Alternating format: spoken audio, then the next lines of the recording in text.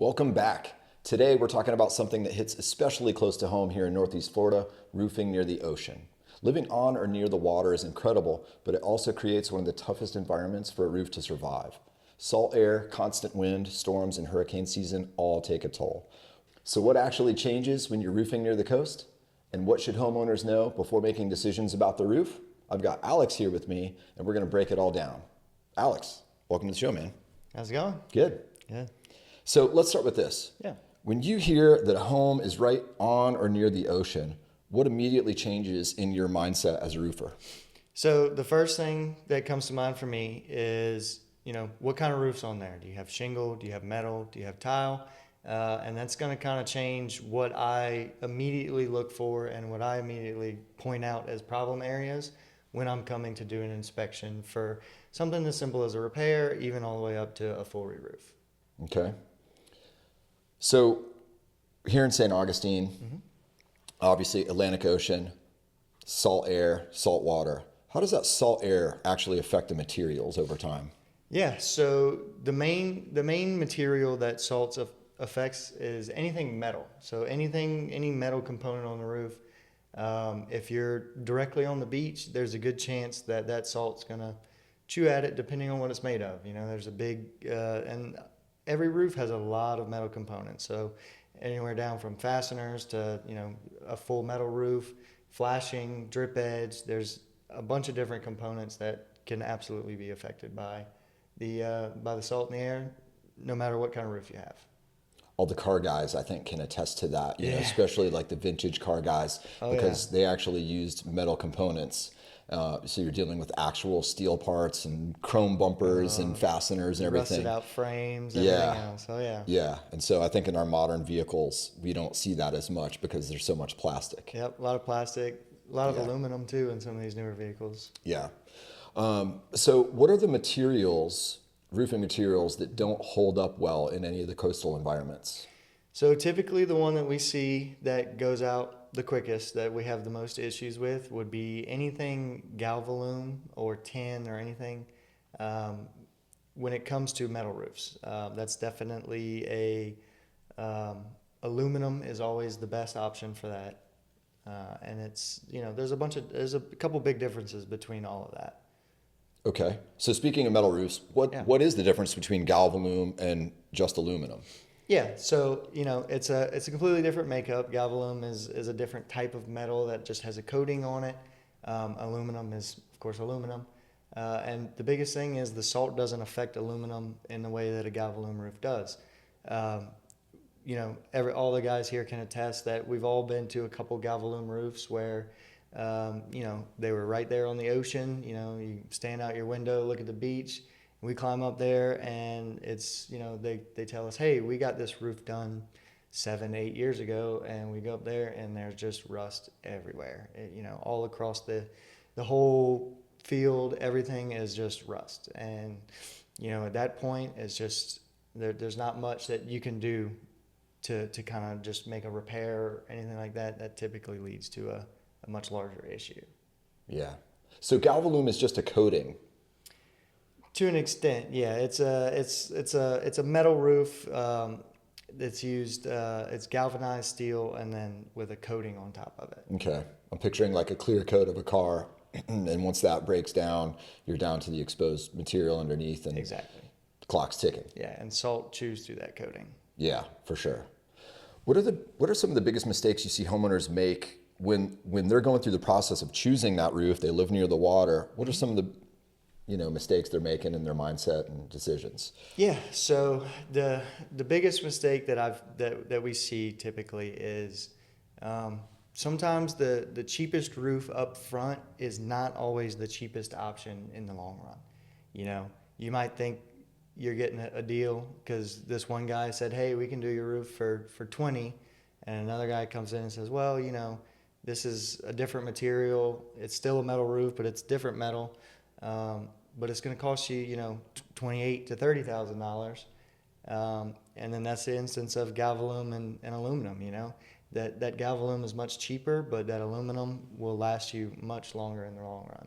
So, you always want to pay attention to what you're getting from each roofer that you solicit anything from. Any form of bid or anything like that, you want to make sure what you're getting is right for the area that you're in. Yeah, that theme just carries through all of life. It's like Yeah. you get what you pay for. Watch out for the cheap version up front. It's usually Absolutely. not cheaper in the long run, and roofing doesn't seem to be any different. Oh no, definitely not. Okay, so we talked about salt quite a bit there. Yeah. What about wind? I mean, when you're sitting on the coast, you're dealing with all the wind conditions. So how does yeah. wind exposure near the coast change how a roof needs to be dealt with? So when it comes to installation of the roof, of course, high winds, it doesn't, if the winds are strong enough, it doesn't really affect anything. If the house isn't there anymore, the roof's going to be going with it.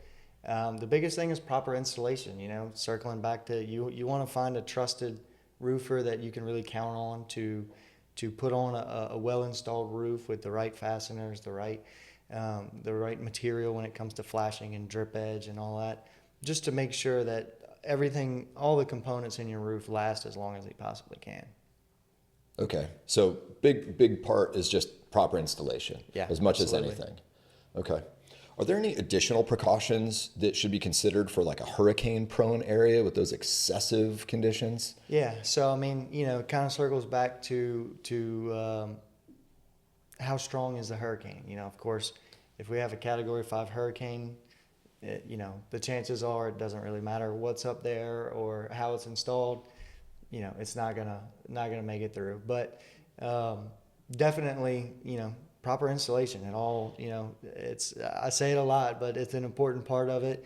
You definitely want to make sure that you're getting a good product when you buy that roof. So you're not advocating for like ratchet straps going over the roof to the guard. Do you remember seeing that? I think it was like, I don't know, maybe 2 years ago, some guy in Florida, he took these massive ratchet straps literally over his entire house and staked them into the yard. Yeah, and I mean, I've seen people you see that more with like pavilions and things, like a little carport area off of their home. And sometimes it works. I can't say it doesn't, but on the main structure of your house, I definitely wouldn't recommend it. Yeah. Sometimes those kind of things can cause more harm than good. Yeah, for sure. Okay, so we've talked about salt, we've talked about wind a little bit. What about maintenance? Is there a different maintenance awareness that needs to go on near the ocean compared to an inland property? Yeah, so maintenance is going to be a big thing. You're definitely going to want to check everything just a lot more regularly than you normally would. The maintenance, the type of maintenance that's done and is pretty much the same. You want to do repairs and everything like that. Is not really going to change all that much, but just how regularly you are doing it is going to increase a little bit. You see caulking on any kind of exposed flashing, like if you have a stucco house and you have some counter flashing somewhere or a chimney that has a little bit of caulking around it, that's going to go out a little bit quicker. That's going to need to be changed more regularly. And it's just due to all those harsh conditions, salt, wind, all of those things affect every little detail of your roof. Okay. New home buyers. Yeah. Okay, looking for a home. I'm thinking about buying in a coastal area. What am I looking for when it comes to the roof? Yeah, so the first thing you're going to want to look at is what type of roof is on the house. Are you looking at a tile roof? Are you looking at a shingle roof? You're looking at a metal roof. Metal roof is always the easiest thing to point out. If you go up and there's just a giant patch of rust in the middle of the roof, definitely going to want to have a conversation about that. Hey, what can we do to fix this? Tile roof is probably going to be the most difficult to tell because there's not many just obvious areas of where you can go wrong. Of course, if it's missing a lot of tiles or if tiles they're just up there, everything's facing this way and you got tiles that are turned to the side, that's going to be a kind of obvious marker, but it's a little more difficult to look and point out and see, okay, well, that doesn't look right. And then shingles, shingles everything's covered up. The main points that you're going to want to look at a shingle roof, drip edge, flashing if it's visible, all your visible metal components.